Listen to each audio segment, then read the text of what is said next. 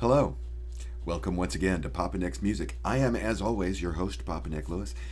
And today we are talking about Walter Becker and Donald Fagen. I'm a huge fan of Steely Dan, as you know if you have seen my video ranking the albums of Steely Dan. Huge Steely Dan fan. So, of course, I'm a huge fan of Walter Becker and Donald Fagen. And so today I thought I would go ahead and just put a little postscript onto that previous video. And we're going to rank the solo albums of Becker and Fagen. They released, between the two of them, 6 albums between 1982's The Nightfly by Donald Fagen and 2012's Sunken Condos, also by Donald Fagen. We've got 4 Fagen albums in there, 2 Walter Becker albums. And we're going to go ahead and rank those things. And it's going to be wonderful. It's going to be fun. You're going to love it. Before we get into the ranking, though, we've got to do the subjectivity notice. And before I do the subjectivity notice, I want to go on a quick rant. I am going to try to keep this brief. You may notice a couple of really sharp edits in here if it goes off the rails. If you are watching this video as it's released, I mean, here in, I was about to give you the date, and I realized I've got no fucking clue what day it is.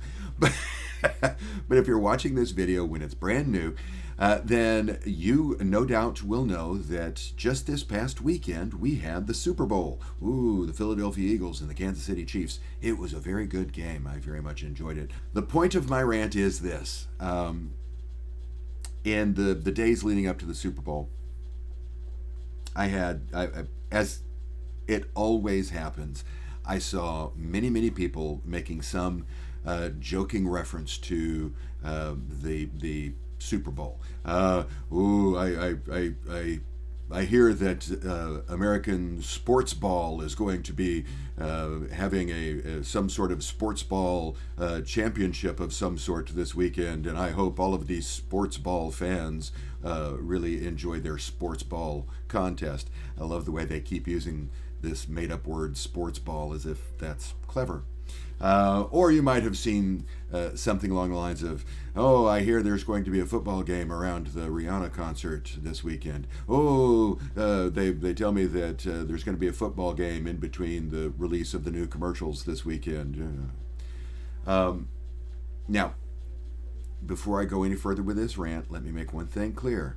If you are one of the many friends that I have, both in real life and virtually, if you're one of the many friends that I have who made this kind of comment just this past weekend, I am not bitching about you. We're good. This is not a passive aggressive, how dare you make fun of the sport that I enjoy watching. That's not the thrust of what I'm talking about here.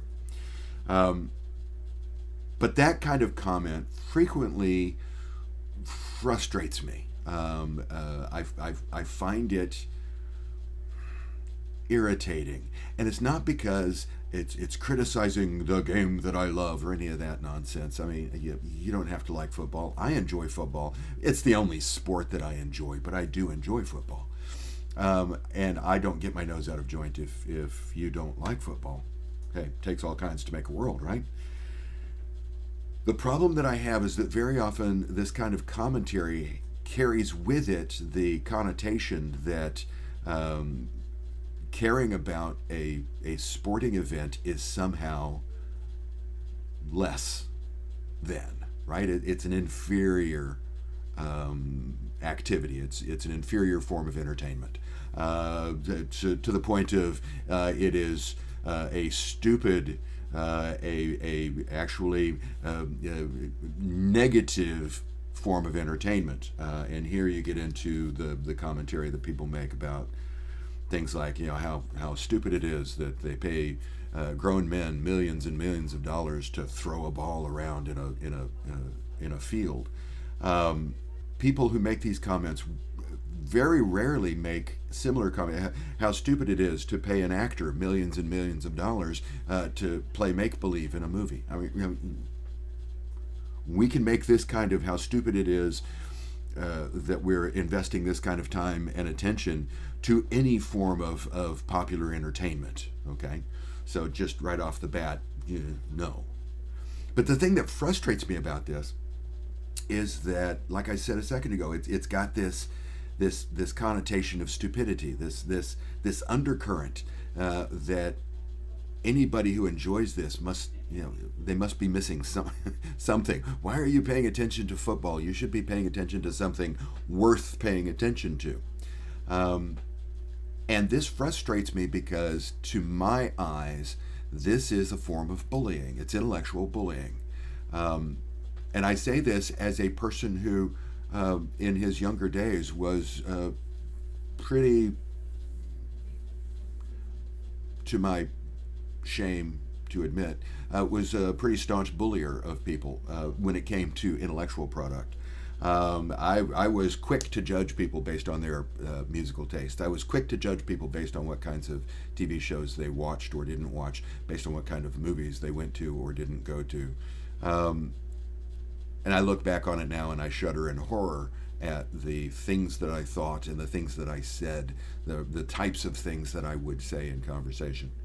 And so I'll admit to a level of personal recognition here. I mean, I've gone out of my way to stop being that pretentious twerp that I used to be in my young adult years. I was particularly bad about it when I was in college. Jesus Christ, was I pretentious. I go out of my way now to push back against that. One of the things that you will know about me if you hang around with me and talk with me about this stuff long enough, I am actively resistant to the whole concept of a guilty pleasure. I don't think there's such a thing as a guilty, or there shouldn't be such a thing as a guilty pleasure. If you like it, you like it. That's good enough. You don't have to justify that to anybody else. You don't have to, you shouldn't have to feel inferior in any way because something you like doesn't match up with other things that you like. No, that's the subject nature of the aesthetic experience. It is all based on opinion. It's based on personal preference. There is no difference between the things that I like that I like for technical reasons or for structural reasons, or the things that I like just because they make me happy. Right? It all boils down to these are the things that I like. While I was a pretentious twat in my earlier days, I was also the kind of person who often found myself thinking that I was less than in others' eyes because I liked things. I recognize firsthand that frustrating feeling of meeting someone, building a friendship with someone, thinking that you've got some kinship with this someone, and then finally trusting that, okay, I can now share that I'm a fan of this thing with this person, only to have the person then mock it. And that mockery just, it cuts to the soul, right? I've been on both sides of this, and it is a frustrating dynamic, and it is a harmful dynamic. No good comes from that dynamic. So there are a handful of conscious decisions I made when I started doing these videos, and one of them was that every time I have any sort of discussion of relative quality, I am going to go for that subjectivity notice, and I am going to make it painfully clear that the aesthetic experience is by nature, by definition, a subjective experience. There is no such thing as objectively good or objectively bad art. There is only art that I like and art that I do not like. And as long as we keep that in mind, discussing the art that you like and the art that you do not like is fun and it's informative. It is, as far as I'm concerned, the only reason why you should be talking about art with people. It's your opportunity to see the world from somebody else's perspective, which is the whole point of art to begin with, I think. As long as neither one of us is going into the conversation thinking that we must be right or wrong. As soon as we start acting on the assumption that what I think has some sort of objective merit, that's when the conversation goes off the rails. So there will be things that I like that you do not like, things that I do not like that you do like. And I am not for even a millisecond suggesting that I am right and you are wrong. No, that just means we have different tastes. As long as we keep that in mind, the conversation's good. I'm not trying to say that you're wrong.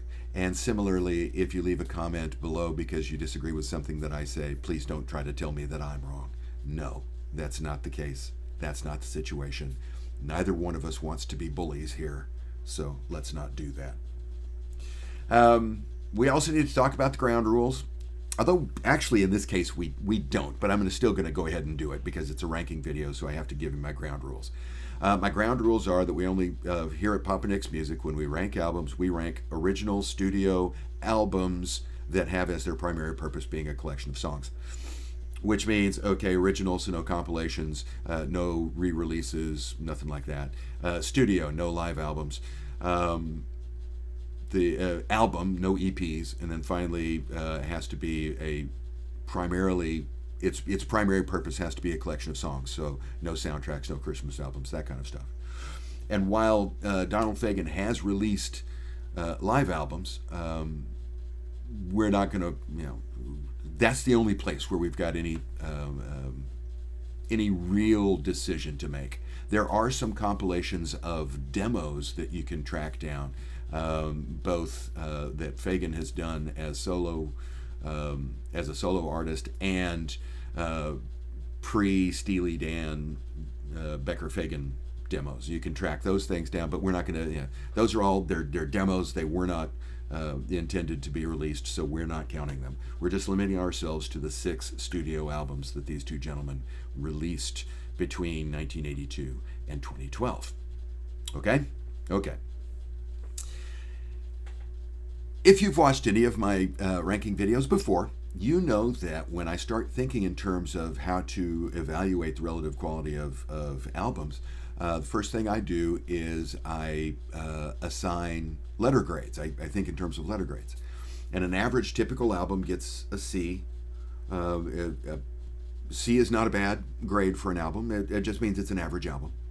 And then B and D goes to the albums that are, better than or less than average. I recommend that you get it. I recommend that you stay away from it. A and F go to the extremes. Oh man, this is superlative. You need to get a copy of this thing. And F is, oh, Jesus Christ, what? Right? And when it comes to the solo albums of Walter Becker and Donald Fagen, I've got 1 B and 5 A's. These are all, so right before we start talking about, where we're ranking them or anything, these are all strong albums. They're all good albums, and they are all albums that I recommend. No such thing as a bad album. And if you watched my Steely Dan video, I don't think you would be surprised that I would say there's no such thing as a bad Becker or Fagen album. Coming in at number 6, here's the B, the 1B. And that is 2006's Morph the Cat by Donald Fagen. I'm trying to get this to where the glare isn't. It's a bright day in here in the studio. Morph the Cat is not a bad album. Don't get me wrong.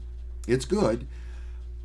It just doesn't have much. It doesn't resonate with me the way virtually every other thing that I've ever heard Donald Fagen and Walter Becker do has resonated.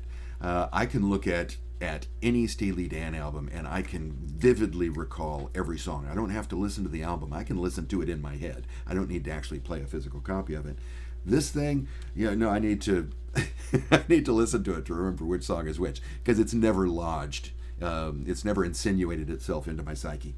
I enjoy it when I'm listening to it, but it doesn't have much in the way of staying power. So it's a B. Normally I would tell you what songs I really like, but that's a B. There are no bad songs on here, but there are none that just stand out as, ooh, I want to pick that song. And the closest I've got is Security Joan, and it's a B. Okay, from here on, we're in A territory. I've got 2 A's and I've got 3 A pluses. From here on, Woof, do I love these albums. Coming in at number 5, we've got Walter Becker's second solo album, 2008's Circus Money. I really like Circus Money. This album sounds different. Of the group here, you would expect, I expected every time I saw either the name Donald Fagen or Walter Becker that I would get this album, I would take it home, I would put it on, in this case, they're all CDs. So I'd drop it in the CD tray and I would play it, and it would be like listening to Steely Dan. This is the one that sounds the most different when compared to Steely Dan. And that's not a bad thing. I don't look to these guys for music that I think of as weird music. If I say that music is weird, that's not necessarily a negative comment. That just means it's unusual, it's unexpected, it's got arrangements that are atypical. There's a chord progression in there that's it's weird. Weird can be a very good thing, and the music on this is weird in the best possible way. The lyrics are also weird, not necessarily in a good way. But still, this is a very strong album. I very heartily recommend it. I'm picking out 2 songs for particular attention. Selfish Gene is good. Upside Looking Down is fantastic. Overall, Circus Money, good. Good solid album. Coming in at number 4. At number 4, we've got 2012's Sunken Condos. This is the most recent solo album released by either of these guys, and since Walter Becker has passed, if we're going to get another one, it's going to be a Donald Fagen album. Picked this thing up as soon as it was released, and oh man, do I like this album. Oh man, do I like this album. I was a little bit afraid that Morph the Cat was going to be that this was going to be Morph the Cat 2. That I would listen to it and I would think, okay, that's good. I'm glad I'm listening to it, but I'm not going to listen to it very often. Sunken Condos is a strong album. Sunken Condos is better than anything that Steely Dan released after Asia. Okay? From this point on, everything is better than Asia. Or everything after Asia. I'm not saying it's better than Asia. I'm saying it's better than Gaucho, better than Two Against Nature, and better than Everything Must Go. I would say that this one is better than Gaucho and Two Against Nature. I don't know that I'd say it's better than Everything Must Go. This one's better than Everything Must Go. It's a fantastic album. Because I'm making that point because if you watched my Steely Dan video, you know I really like Everything Must Go. The strong songs on here, interestingly, one of the strongs on here is a cover of an Isaac Hayes tune, Out of the Ghetto, which is just wonderful. Memorabilia is good. I'm Not the Same Without You is a good song. I like the songs that are, I call them anti-breakup songs. These are the, now that you're out of my life, I realize that the air is sweeter and the flowers smell better. I'm Not the Same Without You is one of those songs, and it's very good. Weather in My Head, probably my favorite song on this album. It's a fantastic album. Sunken Condos from 2012. Very strongly recommended. Okay. That's the bottom 3. Here are the top 3. These are all 3 of these remaining albums are A+. It is not a 3-way tie, but it is very, very close. The line between the top 3 albums is razor thin, okay? Razor thin. Coming in at number 3, 1994's 11 Tracks of Whack by Walter Becker. This is a brilliant album. Arguably perfect. What are the qualifications for a perfect album? A, no skippers. B, you can't think of anything that could be done that would make it better. 3, it has to be in some way superlative. And then 4, when you start listening to it, you want to listen to the whole thing. The whole thing has a cohesiveness to it that makes you uncomfortable dealing with it in bits and pieces. 11 Tracks of Whack hits all 4 of those. No skippers on here. It is superlative. I love this album. I was pleasantly surprised when it was released, because I got it almost instantly when it was released. And I thought at the time that it was surprisingly good. I was expecting, well, to be honest, I'm not sure what I was expecting, but I wasn't expecting to like the album as much as I did, and I certainly wasn't expecting to enjoy listening to Becker sing as much as I came to enjoy it. But his voice fits these songs very well.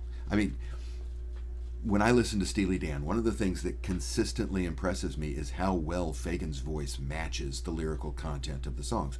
They like writing about these weird, shady underworld, netherworld kinds of people who live on the fringes of society, and Fagen's voice is just, I mean, tailor-made for that kind of character. And the same thing is true with Becker. With Fagen, you get a sense of snark that comes through. With Becker, you get a sense of despair that comes through, and it's just, oh, I love listening to this album. Particularly fond of Surf and or Die and Cringe Maker, but the grand champion best song on here is This Moody Bastard. God, do I love that song. Oh. 11 Tracks of Whack from 1994. Okay. Number 2. There aren't very many. Yeah, okay. I haven't done an exhaustive search, but I'm not exactly inundated with videos and lists ranking the Fagen and or Becker solo albums. But what I have seen makes me realize that I liked 1993's Kamakiriad more than most fans like them. Again, this is a perfect album. Ticks off all 4 boxes. I love this album. First time I listened to it, I was in love with it, and I've been in love with it ever since. My note is arguably perfect, very Steely Dan. This sounds like Steely Dan, just extended in time. One of the things about Fagen is a lot of his song. He likes.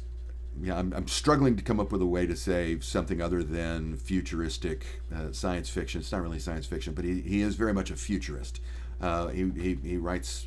If he's writing about the present, it's grim. If he's writing about the future, it tends to be, through rose-colored glasses, sometimes sarcastically, but still. And this has that. This is as close to a concept album as we're going to find. And it's got some wonderful music on it. The concept is, but it's got some wonderful music on it. Trans Island Skyway is great. Counter Moon, Tomorrow's Girls, Florida Room, all good songs. Snowbound is an interesting song in that it was, out of all of these solo albums, it's the only song that was written by Fagen and Becker. The album was produced by Walter Becker, so Becker and Fagen together produced 11 Tracks of Whack. Overall, I really like Kamakiriad. It's a good, strong second place finisher in my rankings, and arguably a perfect album. But the number 1 album, you knew it, coming in, is Donald Fagen's The Night Fly from 1982. Also an A+, also an arguably perfect album. I've got exactly the same note. Arguably perfect, very Steely Dan. Produced by Gary Katz, who produced the Steely Dan albums. So yeah, it sounds like Steely Dan. And I love this album. This is just, it is a masterpiece. We've got the songs that I would pick off are the songs that everybody would pick off. IGY, A New Frontier, of course, but also Green Flower Street, the title track, The Night Fly, Walk Between the Raindrops. Not a bad song on here. This is a fantastic album. Really like Donald Fagen's The Night Fly. So, that's how I would rank the albums of Donald Fagen and Walter Becker. And as far as I can tell, I've made it all the way through this thing without mispronouncing either one of their names, because when I start putting them together, I end up with Fagen and Fecker, if I'm not careful. And I don't think I've done that. Ooh, maybe I have an editing overdubbing nightmare waiting for me in the near future. Anyway, thank you very much for watching today. I hope you enjoyed the video. I'm glad you stuck it out this far. If you did enjoy the video, and I'm assuming since you stuck it out this far you did, I'd appreciate it if you'd click the like button. And while you're clicking, go ahead and subscribe and click the notification bell too, because why not? It takes like a fraction of effort on your part, and it makes me so happy. Thank you for sticking it out, and I hope that the rest of your day is invigorating. See you soon.